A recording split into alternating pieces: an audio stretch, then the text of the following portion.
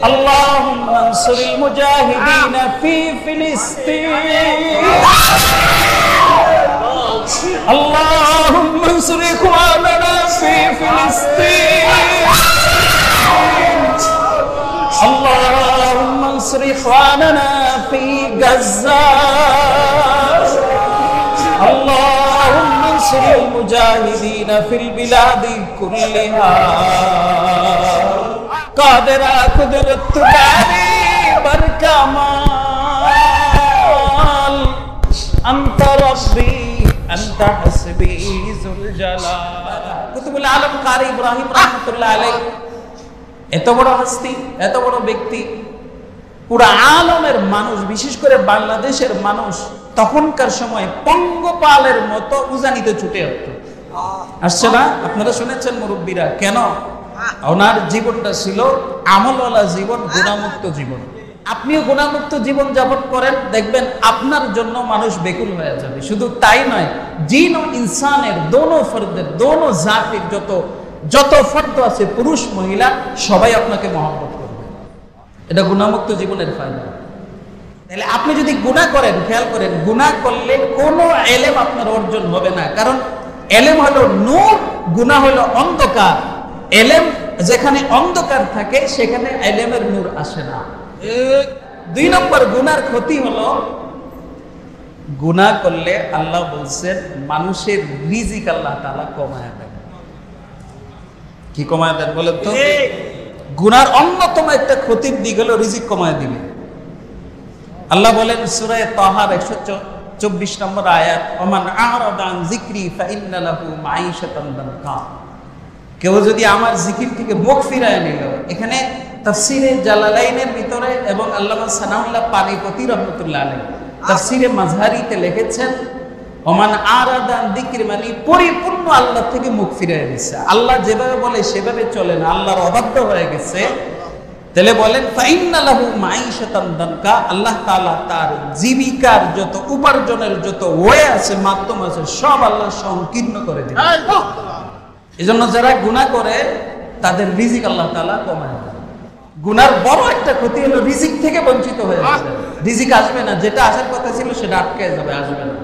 গুনাহ আপনাকে আটকে দেবে গুনার 3 নম্বর ক্ষতি সংক্ষেপে বলি গুনার 3 নম্বর ক্ষতি আপনার সাথে মানুষের সাথে দূরত্ব তৈরি হয়ে যাবে যারা বেশি বেশি গুনাহ করে তাদের সাথে মানুষের দূরত্ব তৈরি হয়ে যায় এবং মানুষ তাদের কথা শোনে না এমনকি তাফসীরি কিতাবে লেখছে যে ব্যক্তি গুনাহ করে তার পরিবারও তার কথা শোনে না আল্লামা হাফিজ ইবনুল কাইয়িম রাহমাতুল্লাহ আলাইহি এটা উলামায়ে কেরাম ওনার নাম জানেন বড় মাপের মুহাদ্দিস ছিলেন ফকিহ ছিলেন ওনার অনেকগুলি কিতাব আছে তাসাউফের জগতে তার মধ্যে একটা কিতাব আছে মাদারিজুস সালিকিন হাফিজ ইবনুল কাইয়িম রাহমাতুল্লাহ আলাইহি এটাতে উনি লিখেছেন যে আমি হাফিজ ইবনুল কাইয়িম অনেক বড় মুহাদ্দিস ফকিহ আল্লাহওয়ালা মাঝে মধ্যে যদি কোনো গুনাহ হয়ে গেছে কবিরা গুনাহ তো হয় না ছোট ছোট গুনাহ যদি কখনো হয়ে যায় তখন দেখতাম আমার সন্তান ওই দিন আর আমার কথা শুনে না আমার বিবি ওই দিন আর আমার কথা শুনে তার সাথে আমার টক্কর হয় আমি বলি একরকম সন্তান বলে আরেক রকম আমি বলি একরকম আমার বিবি বলে আরেক রকম কেন ওইটা গুনাহের আছে আর যদি গুনাহমুক্ত জীবন যাপন করতে পারেন তাহলে কি হবে তাহলে হবে হলো পরিবার তো কথা শুনবে এলাকার মানুষও কথা শুনবে এবং পুরো আলমের প্রত্যেকটা মুমিন আপনার পদধূলি নেওয়ার জন্য বেকুল হয়ে যাবে এটা গুনাহমুক্ত জীবনের ফায়দা তো সালেকদেরকে বলবো আপনি যখন সালেক হয়েছেন আপনি কিন্তু মাকাম অনেক উঁচু আপনার যার মাকাম যত উঁচু তার পদস্খলনও কিন্তু তত বড় এটা মনে রাখেন আরে একজন গুনাহ করবে এটা দোষের হবে না কিন্তু আপনি সালেক আপনি যদি গুনাহ করেন তাহলে এটা দোষ হয়ে যাবে কেন জানেন আপনি হলেন সাদা কাপড় কি কাপড় বলেন তো সাদা কাপড়ে ময়লা পড়লে এটা দেখা যায় আর কালা কাপড়ে ময়লা পড়লে সেটা দেখা যায় না আপনি তো হলো সালেকের পথে আইসা এই পথে আইসা তাসাউফের পথে আইসা আপনার শরীরটাকে আপনি সাদা করেছেন আপনার ইমেজটাকে আপনি সাদা করেছেন এখন যদি আপনি গুনাহ করেন মানুষ সেটা নিয়ে সমালোচনা করবে মানুষ সেটা নিয়ে বদনাম করবে কুওয়াতে নেকি নাদারি বদমকুন আপনারা করেছেন ফরিদুল আত্তার রহমতুল্লাহ আলাইহি বলেছেন, পান্দানামার ভিতরে কুওয়াতে নেকি নাদারি বদবুকুন, যদি তোমরা নেক কাজ করার সামর্থ্য না থাকে কিন্তু গুনাহ করো না। কিভাবে গুনাহমুক্ত জীবন যাপন করো, আল্লাহ তাআলা তোমাকে উচ্চ মাকামে পৌঁছায় দেবেন।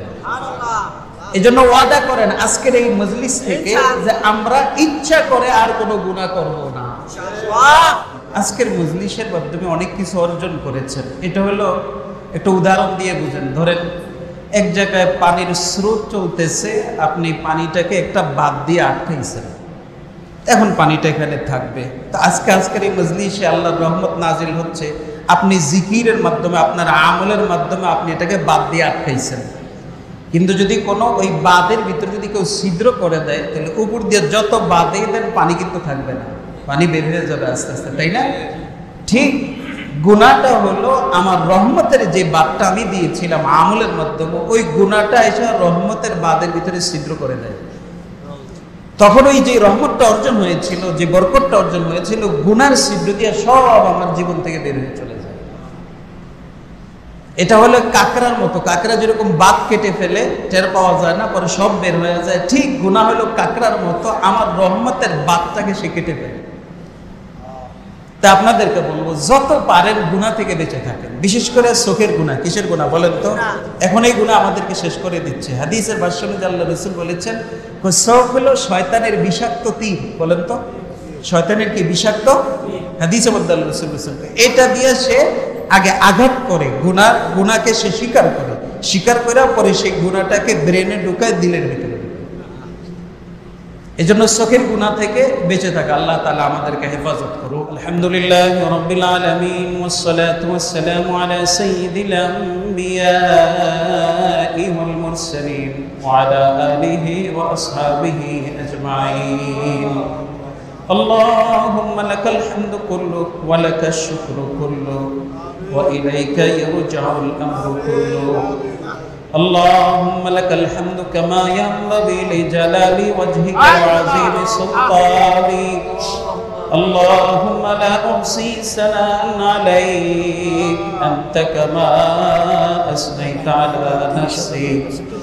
اللهم لا أحصي ثناء عليك أنت كما أثنيت على نفسك. اللهم إنا نسألك ما سأل منه نبيك محمد صلى الله عليه وسلم ونعوذ بك من شر ما استعاذ منه نبيك محمد صلى الله عليه وسلم وأنت المستعان وعليك البلاء ولا حول ولا قوة إلا بالله. اللهم اغفر لنا وارحمنا واهدنا وعافنا وارزقنا. اللهم اغفر لنا فإنك خير الراحمين. اللهم ارزقنا فإنك خير الرازقين. اللهم انصرنا فإنك خير الناصرين. اللهم يا شافي الأمراض اشف مرضانا. اللهم يا قاضي الحاجات اقض حاجاتنا. اللهم يا رافع الدرجات ارفع درجاتنا. اللهم يا مسبب الأسباب سبب أسبابنا. اللهم ارحمنا فإنك خير الراحمين. اللهم احفظنا من كل بلاء الدنيا وعذاب الآخرة. اللهم انصر إخواننا الذين يجاهدون في سبيلك. اللهم انصر المجاهدين في فلسطين. اللهم انصر إخواننا في فلسطين. اللهم انصر إخواننا في غزة. اللهم انصر المجاهدين في البلاد كلها. اللهم أعز الإسلام وأنصاره اللهم أذل الشرك وأشراره اللهم وفقنا لما تحب وترضى واجعل آخرتنا خيرا من الأولى اللهم احفظنا من كل بلاء الدنيا وعذاب الآخرة اللهم احفظنا من كل بلاء الدنيا وعذاب الآخرة اللهم احفظنا من الأمراض المزمنة كلها إلى الموت اللهم احفظنا من الأمراض المزمنة كلها إلى الموت اللهم إني أسألك بأن لك الحمد لا إله إلا أنت المنان بديع السماوات والأرض يا ذا الجلال والإكرام يا حي يا قيوم أن تغفر لنا ذنوبنا كلها وأن تعطينا سؤلنا كلها إنك قريب مجيب আয় আল্লাহ এই মজলিসকে কবুল করে নেন আয় আল্লাহ আল্লাহ জাকিরিনদের মনের আশাগুলি পূরণ করে দেন আল্লাহ এই মজলিসকে কিয়ামত পর্যন্ত কবুল মঞ্জুর করে যত হাওয়ায় আছে আল্লাহ পূরণ করে দেন আল্লাহ যত অভাব আছে দূর করে দেন আল্লাহ যত প্রয়োজন আছে মিটায় দেন আল্লাহ যত রোকাওয়াট বাধা আছে দূর করে দেন আয় আল্লাহ আল্লাহ বিশেষ করে এই সিলসিলাকে আপনি কবুল মঞ্জুর করে আমিন কাদেরা কুদরত তুকারি বরকামাল আনতা রব্বি আনতা হাসবি যুল জালাল আনতা রব্বি আনতা হাসবি যুল জালাল يا ذا الجلال والإكرام يا حي يا قيوم برحمتك نستغيث أصلح لنا شأننا كله ولا تكلنا إلى أنفسنا طرفة عين يا ذا الجود والكرم يا ذا الفضل الواسع يا ذا الجود والكرم يا ذا الفضل الواسع يا حنان يا منان يا ذا الجلال والإكرام اللهم احسن عاقبتنا في الامور كلها واجرنا من خزي الدنيا وعذاب الاخره حسبنا الله حسبنا الله حسبنا الله ونعم الوكيل نعم المولى ونعم النصير سبحان ربك رب العزه عما يصفون والسلام على المرسلين والحمد لله رب العالمين